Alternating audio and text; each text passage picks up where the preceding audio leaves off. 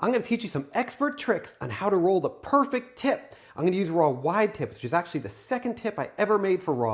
I call it the wide tip because, as you can see, it's wider than our classic tips, and I made it this way in order to get the smoke further away from my face because I got big lips and a goatee, man. I used this softer textured paper to make for less recoil, and it's got these perforations built in, and that way it makes for easier folding. Now, you might think you just fold up here and make your perfs. You can, but instead just create one fold here. Here's an expert trick for you. That fold there makes it so much easier. Now we can do this thing here to creating a reverse hop. You see that? And voila, your perfs are done. Now take these and just roll it up.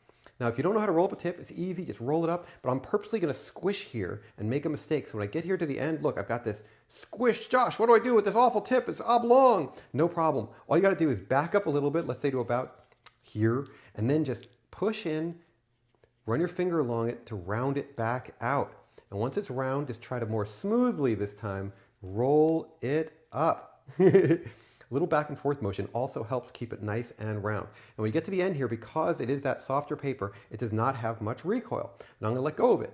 And you might say, oh Josh, you know what? That's still too much recoil for me. No problem. All you gotta do now, if you really wanna get rid of all recoil, you create a small little hook fold here. And I've shown this to you before on how to create a spiral tip. But if you don't know, that's okay. So create a small little hook fold there, and we're gonna roll it back up into itself.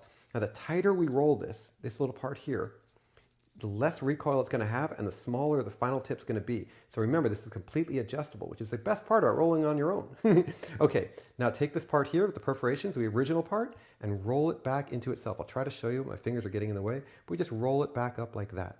Now look, I can let go, and as you can see, it's got almost no recoil, and it's ready to rock. Now you might say, hey Josh, that's cool, but that took too long.